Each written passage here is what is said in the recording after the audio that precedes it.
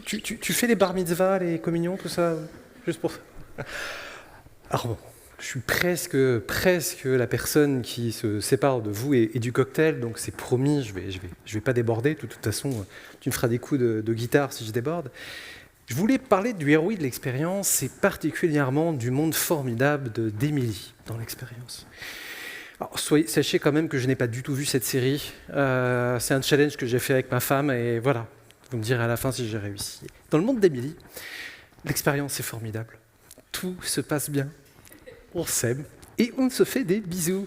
Voilà, ça c'est ce dont on rêve tous quand on parle d'expérience. Et évidemment, la réalité ressemble habituellement plutôt à ça. On est tous persuadés que c'est la faute de l'autre. On est tous persuadés que nous, chacun à nos postes, évidemment, on crée la part de l'expérience et que c'est les autres qui ne font pas leur job. Et à la fin, malheureusement, on crée ce qu'on appelle des zero interest experiences. On investit du temps, de l'argent, du talent pour quelque chose qui est à plat, le contraire du product delight, dirait Nesrine. Vous imaginez que si je suis là, c'est évidemment peut-être pas pour vous donner la recette miracle, le framework qui va régler tous vos problèmes. Je vais simplement vous donner l'expérience qu'on a connue chez Deezer à l'époque où j'y étais, comment j'ai utilisé moi un certain nombre de frameworks ensuite, par exemple chez TripAdvisor, en espérant que ça puisse à minima vous inspirer. Je ne pourrai pas tout détailler, donc si vous avez des questions, après même les 5 minutes de questions, je reste là pour le cocktail parce que c'est gratuit quand même. Ah. Donc comment on maximise le ROI d'une expérience? Alors, encore une fois, moi, ça a marché pour moi. Les 3 premières choses. 1, c'est comprendre finalement ce qui drive l'expérience elle-même. Chaque expérience est différente, mais il y a quand même des patterns parce qu'on parle à des êtres humains. La deuxième chose, c'est d'aligner l'organisation sur l'expérience. Et ça change tout. Quand on commence finalement à tous être dans le même bateau, c'est fou comme les décisions ne sont pas les mêmes. Et le troisième, c'est peut-être bête, c'est de mesurer ce ROI-là. Et ce que je vais vous proposer, c'est de vous guider dans ces 3 parties-là. D'abord, petite entre guillemets théorique, ensuite on rentrera dans l'exemple de Deezer. Qu'est-ce qui drive l'expérience? Alors, combien d'entre vous ont déjà joué à Mario? Ok, d'une façon ou d'une autre. Non, ça, bon, je perds personne. Alors, vous connaissez tous, vous savez tous que Mario prend soit des champignons, ne montrez pas ça à vos enfants, on ne sait jamais, soit des fleurs, mieux. Et donc, si vous prenez votre utilisateur, finalement, la fleur, c'est votre produit. Et normalement, ce à quoi vous voulez le connecter, c'est cette meilleure version de lui-même. Quand je vois des équipes qui construisent des expériences qui viennent du marketing, des sales ou du produit, elles font une erreur majeure qui est de se concentrer sur le produit. Je ne dis pas qu'il ne faut pas bien faire un produit ou bien faire une expérience, mais ce qui compte vraiment, c'est plutôt la meilleure version de lui-même. Et je vais vous donner un exemple pour ça. Combien d'entre vous ont déjà pris un abonnement dans une salle de sport? Pas forcément celle-là, même s'ils ont des sacs à dos assez pratiques. Voilà, on en voit beaucoup dans le métro, moi, des sacs à dos. Des muscles moins, mais des sacs à dos beaucoup. Qui est encore abonné à la salle de sport? Il y a un petit peu de perte. Voilà. Quand vous allez à la salle de sport, ce que vous achetez, ce n'est pas la salle de sport. Ce n'est pas la sueur. Ce que vous achetez, c'est la meilleure version de vous-même. Moi, je me disais qu'il y aurait une part de femme, donc éventuellement... Voilà. Il est quand même très énervant, ce garçon, mais c'est un autre problème. Qu'est-ce qui se place entre vous et cette meilleure version de vous-même? C'est la kryptonite. Story of my life. Les petits trucs à la pistache là dans la salle de pause, c'était vraiment une mauvaise idée. Ça devrait être interdit, c'est pas possible. Quand vous regardez la salle de sport, c'est ce qu'on appelle l'intention. Mais l'intention, c'est pas ce que vous voulez faire. C'est ce que vous avez envie d'avoir envie de faire. Vous n'avez pas envie d'aller dans la salle de sport. Vous avez envie d'avoir envie d'aller à la salle de sport. Et malheureusement, la réalité, c'est votre comportement. Une expérience, c'est censé connecter les deux. Finalement, le missing link là-dedans, c'est à vous de le créer. Comment votre expérience peut connecter l'état de votre utilisateur aujourd'hui, de votre client, et ce désir qu'il a d'être une meilleure version de lui-même. Et ça a un nom qu'on connaît absolument tous, qui s'appelle la motivation. Alors, je vais vous donner un framework de motivation. Je ne peux pas le détailler parce que ça prendrait une conférence entière. Ça ne vient pas de moi. Ça s'appelle Octalysis. C'est 8 leviers de motivation. Ça marche avec toutes les expériences humaines. Je vais juste vous les détailler. Le premier, c'est ce qu'on appelle l'epic meaning. L'epic meaning, c'est le fait de participer à quelque chose qui est plus grand que vous. Donc, quand vous donnez de l'argent à Médecins sans frontières, vous ne le donnez pas en vous disant peut-être qu'un jour vous allez bénéficier de Médecins sans frontières. Quand vous participez à Wikipédia ou à Waze, vous avez ce plaisir de dire « Ah, il y a un bouchon !» Vous êtes fiers de vous. Vous avez dit « Ah, il y a un bouchon !» Personne ne vous remerciera, c'est pas grave. Vous avez participé à la communauté, c'est l'epic meaning. Très, très difficile à mettre dans un produit. Le 2, c'est l'accomplissement. N'importe quelle chose qui vous motive parce que vous vous êtes donné un objectif. Des formations, courir le marathon en moins de 3h30, faire plus de 5 pompes le matin, c'est un accomplissement. L'empowerment de la créativité et du feedback, le plaisir que vous avez quand vous allez créer une campagne, par exemple. Vous voyez, ce côté créatif, ce plaisir simple de créer. Eh bien, empowerment of creativity feedback, vous prenez n'importe quel jeu, vous prenez des Lego, vous prenez Snapchat, ou même parfois LinkedIn. Pour ceux qui n'écrivent pas tous leurs posts avec ChatGPT, il y a une forme de créativité. Propriété, le fait que vous allez valoriser quelque chose qui vous appartient. Donc évidemment l'argent. Un jour, j'ai un client qui m'a dit « ma femme », je vous laisserai jauger de la pertinence de cette réflexion. Mais il m'a dit aussi « mon profil LinkedIn si je le perdais demain ». Et effectivement, quand vous y réfléchissez, moi je me suis fait hacker mon profil LinkedIn, le fait de devoir recréer l'ensemble de mon profil, c'est là que vous vous rendez compte que ça a de la valeur. L'influence sociale, évidente, positive ou négative. Positive lorsque vous avez quelqu'un qui vous inspire, négative quand vous faites ce à quoi Instagram sert, c'est-à-dire à regarder des gens qui sont en même temps plus beaux et plus riches que vous. Ou à stalker votre ex, qui est un autre usage détourné. La rareté, puisque c'est rare, ça me donne envie de l'avoir, évidemment, des clubs fermés, tout ce que vous pouvez imaginer. Le 7e, c'est l'imprévisibilité.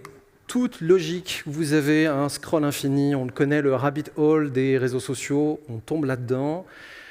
Alors évidemment, à ne pas implémenter dans n'importe quel produit, par exemple, si vous faites un produit pour des actuaires en assurance, l'imprévisibilité, ce n'est pas forcément un levier de motivation. Et le dernier, et probablement celui qui est le pire pour nous, êtres humains, c'est l'évitement. Notre capacité, finalement, à ne faire surtout pas ce qu'on devrait faire, et par exemple, manger un gâteau au chocolat plutôt que d'aller à la salle de sport. Tous ces leviers de motivation, les 8, vous pouvez les mapper sur les comportements de n'importe quel utilisateur. Et je vais vous montrer comment nous, on l'a fait chez Deezer. Maintenant qu'on s'est dit ça, qu'est-ce qui drive vraiment l'expérience ? J'aimerais m'inspirer du plus grand penseur du XXe siècle, Jean-Claude Van Damme. Une expérience, ça doit avoir de l'impact. Et Jean-Claude, l'impact, il connaît. Il connaît tellement qu'il est beyond impact. Il a dû inventer le double impact. Véritable pub pour Volvo Trucks, soit dit en passant. J'étais très déçu de dire qu'il avait mis un harnais, mais qu'à la base, il avait refusé. Mais l'assurance l'a forcé à mettre un harnais. Voilà, Jean-Claude. Et c'est inspiré la loi du double impact dans l'expérience. Le fait qu'au final, une expérience, ça sert à générer du ROI pour l'utilisateur et l'entreprise en même temps. C'est peut-être basique, mais le « et », il y a tellement d'endroits où on l'oublie. Soit des gens qui disent « Ah, il faut être user-centrique ». Oui, au bon endroit. Willingness to pay ou pas. Et de l'autre côté, tellement de gens qui construisent des campagnes uniquement parce qu'ils ont des objectifs. Et pas parce que, effectivement, la personne a envie qu'on lui dise ça à ce moment-là, que ça a du sens pour elle. Et donc, toute l'idée du double impact, c'est d'arriver à connecter les deux. Donc finalement, ce qui drive l'expérience, ce n'est pas tellement l'expérience. Ce qui va nous intéresser, c'est ce qui drive en même temps l'utilisateur et le revenu. Voilà. C'est bon, fin de la présentation. Maintenant, rentrons dans le concret. Deezer contre Spotify. 2016, les deux entreprises ont été créées en 2007 en même temps. Quand vous voyez les chiffres entre les deux boîtes aujourd'hui qui font exactement la même chose, je Je peux vous dire pourquoi, mais pas officiellement, sinon j'aurais des problèmes. J'arrive en 2016. Le produit en tant que tel, c'est-à-dire la fonction produit, n'existe que depuis fin 2013. Donc je suis le deuxième à aller mettre ça. Il y a du marketing d'un côté, des techs de l'autre, ils ne se parlent pas, du tout. Mais quand vous regardez la promesse, c'est formidable. Vous rentrez, qu'est-ce qu'on promet à l'utilisateur? Vous allez avoir la bande-son de votre vie. C'est fou, vous aurez accès à toute la musique du monde, c'est beau, c'est très bien fait, les landing pages sont magnifiques. Puis vous créez votre compte, et là vous rentrez dans le produit, et le produit, il ressemble à ça. C'est un flunch. C'est fonctionnel, vous pouvez écouter de la musique, mais en gros, vous avez des gens à l'extérieur qui vous dites « Hey, rentre dans mon resto », vous avez des gens super dans la cuisine, il n'y a personne en salle. Et quand vous posez la question, vous allez voir le marketing et la brand en disant « C'est quand même dommage, vous attirez plein de gens, vous leur faites rêver les étoiles, ils rentrent dedans, s'ils rentrent là-dedans, un buffet à volonté, c'est pas mon problème. » Le marketing s'arrête au moment où on crée le compte. Après, c'est plus mon domaine, et c'est surtout pas mes objectifs. Puis vous allez voir le produit et la tech. Les produits et la tech, ils vous disent « Pas mon problème. Moi, mon boulot, c'est de faire des fonctionnalités. Moi, je suis responsable du lecteur, moi, je suis responsable de la bibliothèque. Comment les gens trouvent les plats, c'est pas mon boulot. » Bon, vous imaginez qu'en termes de chiffres, pas pour rien que Deezer a perdu contre Spotify. Pardon. J'ai quand même essayé d'améliorer un peu les choses, pas tout seul. Mais en fait, ce qui manque dans ces équipes quand j'arrive, c'est du skin in the game. Je ne sais pas si vous connaissez l'expression skin in the game ou d'où elle vient. Alors, c'est une petite fable anglaise. C'est un cochon et une poule, et la poule vient voir le cochon un même temps et dit « Hey, ça serait sympa que ce matin, on ait du eggs and bacon. » Et le cochon dit « Ah ouais, c'est facile, toi tu fais un œuf tous les jours, mais moi, le bacon, c'est une partie de moi. » Et donc, c'est une notion de involve versus committed. Quand les gens n'ont aucun objectif à la fin à faire une expérience de bout en bout pour des gens qui arrivent, qui sont contents, qui sont bien servis, qui mangent et qui reviennent, effectivement, pourquoi finalement ils construiraient une expérience ensemble si leurs objectifs ne vont pas dans ce sens-là? Et donc la première étape qu'on a eue chez Deezer, ça a été de redéfinir c'est quoi l'expérience qu'on veut réellement donner à nos utilisateurs. Et à l'époque, on avait des personas qui étaient super. Émilie, 28 ans, porte un béret, voyage beaucoup, référence Instagram. Super. En quoi ça change la façon dont je vais délivrer l'expérience? Pas du tout, mais c'est comme ça qu'on fait des personas, me dit-on. Donc nous, on revient aux bases, qui est de dire, OK, partons des leviers de motivation. Profondément, Émilie, pourquoi elle écoute de la musique? Donc qu'est-ce qu'on fait? On va voir des Émilie, on lui demande pourquoi Émilie écoute toute de la musique. Émilie répond parce que j'aime ça. Ok, c'est pas actionnable du tout, on peut rien en faire, on perd 2 mois, ma faute, désolé. Et après on se dit ok, si on allait voir ce qu'ils font pour de vrai, si finalement on allait voir les patterns de comportement des gens, on regardait ce qu'ils faisaient au bout de 2 semaines, 1 mois, 2 mois, pour comprendre s'il n'y a pas des choses qui se ressemblent. Et là, on se rend compte d'un truc formidable, c'est que les gens n'utilisent pas l'application du tout de la même façon. Peu importe qu'ils écoutent du métal, du beatbox, peu importe, à la fin, en fait, on a des gens qui écoutent du rap et du métal et qui ont certains comportements, d'autres qui écoutent du rap et du métal et qui ont des comportements différents. Et le premier qui nous saute à la figure, c'est celui-là. Ceci est donc la homepage de l'application Deezer. Et sur la homepage, vous avez des playlists, vous avez des top 100. Eh bien, il y a des gens, ils utilisent que ça. Puis de l'autre côté, dans l'autre extrême, vous avez des gens qui n'utilisent que la recherche. Pas la bibliothèque, pas l'algorithme, la recherche. Et donc on va voir ces gens-là, on cherche à comprendre. Et en fait, en cherchant à les comprendre, on a compris qu'ils ne cherchaient pas du tout la même expérience, et on leur a donné des petits noms qui sont devenus les bases de nos personas. I know nothing about music, et Deezer is just a tool. I know nothing about music, ce sont des gens qui n'ont aucun goût musical. Aucun. Vous leur demandez, le dernier Rihanna, il est bien. S'il est dans le top 100, il est bien. Et donc finalement, c'est des suiveurs. Et ils assument totalement d'être des suiveurs. Tout ce qu'ils veulent, c'est que samedi soir, quand ils auront les potes qui vont venir, ils ne passent pas pour des bolosses parce qu'ils portent de la musique qui n'est pas de la bonne musique. C'est ça, d'abord, leur levier de motivation. Deezer et Just a Tool, qui est l'autre extrême, eux, ils n'ont pas envie des algorithmes, ils considèrent que, de toute façon, tous les gens autour d'eux n'ont aucun goût musical à part eux-mêmes. Et eux, ils savent. Et donc, eux, ils vont chercher ce live de Pompéi, en Pompéi de Pink Floyd, ou le dernier, Cowboy Fringant, petit groupe québécois tout à fait sympathique, que d'ailleurs je vous conseille, si vous avez 10 heures au Spotify, ils sont super. Et donc, on reconstruit nos personas autour de ces gens. On construit ça en disant c'est quoi leur levier de motivation. Et après, on rétro-ingénière tout ça. Parce que quand ils arrivent, ils ne le savent pas, les leviers de motivation qu'ils ont. Nous, on ne sait pas qu'ils ne connaissent rien à la musique. Souvent, eux-mêmes ne savent pas qu'ils ne connaissent rien à la musique.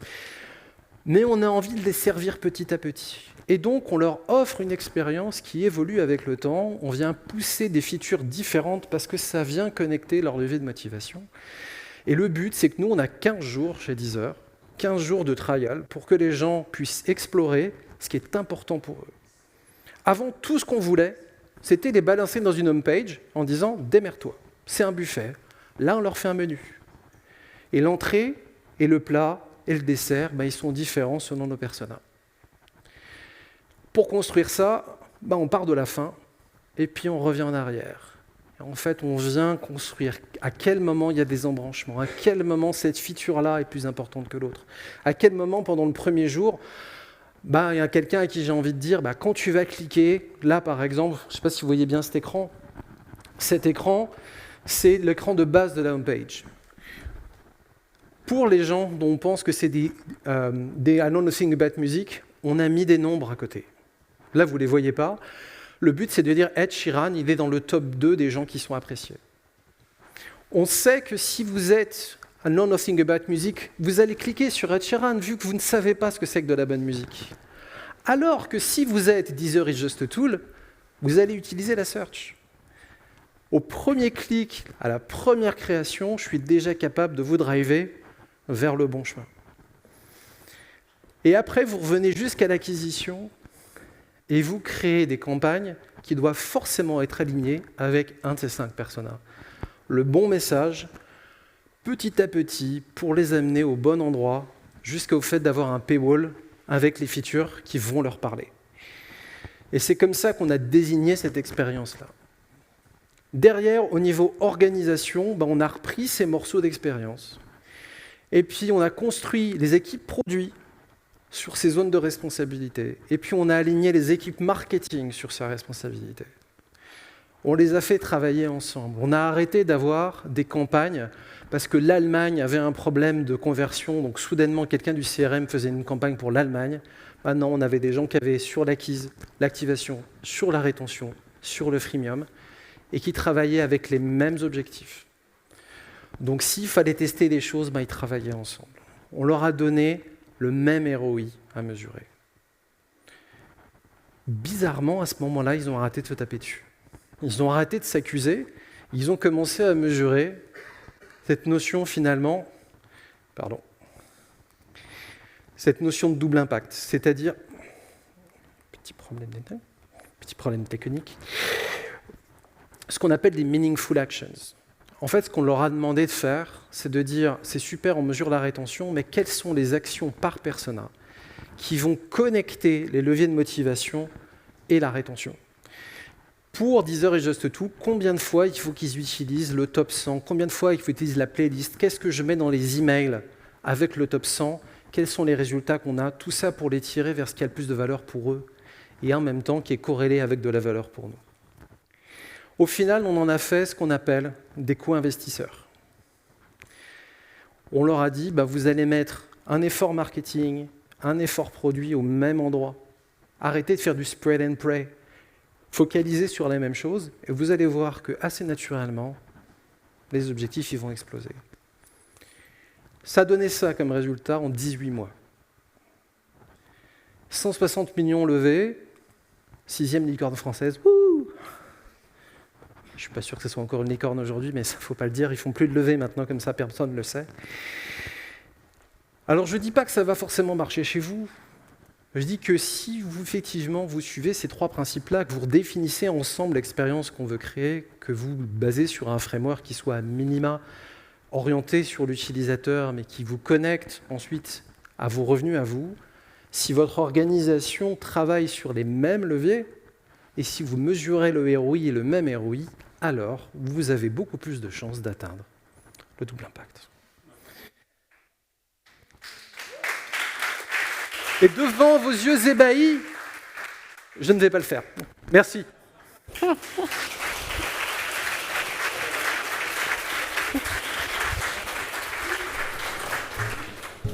J'attendais, moi, pour le coup. Je pensais vraiment qu'on allait avoir un grand écart facial. Je voulais le faire, mais ma femme a interdit.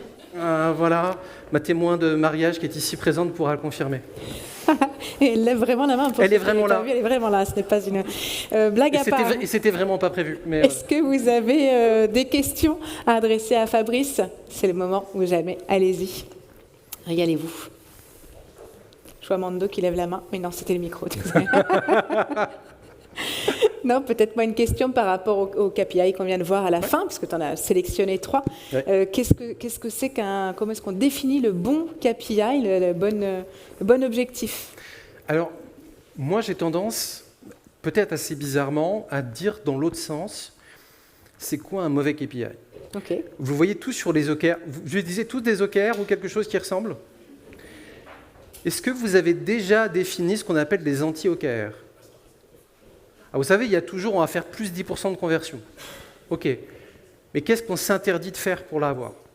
N'importe quel directeur financier vous dirait augmenter les ventes, si c'est pour sacrifier la marge, ça n'a pas d'intérêt. Nous, dans nos métiers, on ne le fait pas. Et donc, moi, je pousse toujours les équipes à dire attention, 10% de croissance, mais qu'est-ce qu'on ne veut pas atteindre en même temps? Par exemple, le DAU, la simple fait de dire OK, c'est quelqu'un qui est actif tous les jours. Qu'est-ce que ça veut dire être actif? Si c'est se connecter, sincèrement, aucun intérêt. Si c'est se connecter, faire un minimum d'actions qui donnent de la valeur, alors oui, effectivement, c'est valuable. Et donc, quand on parle d'expérience, c'est de s'assurer que la valeur est pour l'entreprise et pour l'utilisateur en même temps. On revient au double impact. Et les deux, c'est surtout de dire qu'est-ce qu'on ne veut pas atteindre comme résultat. Ça permet de tuer un nombre de débats stupides entre des équipes qui ne font pas exactement alignées. C'est formidable. Ok, et si tu prends les choses par la négative, du coup, le principal, objection qu'on t'oppose quand tu accompagnes tes clients ou quand tu as pu... Le premier, c'est les notions d'investissement. Oui, mais quand est-ce qu'on va voir le résultat de... Voilà. Une expérience, ça se construit. On n'est plus dans le monde de la transaction, on est dans le monde de la relation, et effectivement, malheureusement, c'est comme une relation amoureuse. On ne peut pas attendre un résultat immédiat. Il y a un exemple qui est très drôle. Je ne sais pas si je vous parle de normes sociales et normes de marché. Ça vous parle ou pas? Alors, je vais donner un exemple très bête. Vous allez chez votre belle-mère ce week-end, que vous adorez, évidemment. Votre belle-mère, quoi. Elle connaît ma belle-mère, merde, pardon. J'aime beaucoup ma belle-mère. Elle est incroyable. Voilà. Malheureusement, vous êtes en retard, vous allez déjeuner, vous n'avez pas eu le temps d'acheter une bouteille de vin ou... Est-ce que ça vous traverserait l'idée vous traverserait l'esprit de mettre 20 € sur le comptoir de la cuisine? Jamais. Même si la bouteille de vin coûterait 20 €. Et j'ai alors là, des cris d'orfraie de votre belle-mère, j'imagine d'ici. Ça, c'est parce que la norme sociale, c'est le fait de faire un cadeau, peu importe la valeur qu'il a. La norme de marché, c'est d'échanger de l'argent. Une expérience, ça se construit avec le temps. On ne peut pas attendre tout de suite de la conversion, de l'immédiateté, parce que ce qui fait que les gens vont effectivement atteindre un moment où ils vont en parler, ça ne peut pas se faire en 2 jours. Donc souvent, c'est de dire, on va prioriser les endroits, non pas où vous avez la moins bonne expérience, parce que, en fait, ne pas faire passer des gens de 1 à 4, mais de 4 à 7. Parce que les gens de 1 à 4, ils ne parleront jamais bien de vous. Ce n'est pas grave. Abandonnez-les. Tous les clients ne sont pas des bons clients. Concentrez-vous sur le 4 à 7 et vous allez avoir des résultats beaucoup plus rapidement. Merci beaucoup, Fabrice. Avec plaisir. Merci. On peut l'applaudir. Fabrice Desmazeries. Merci.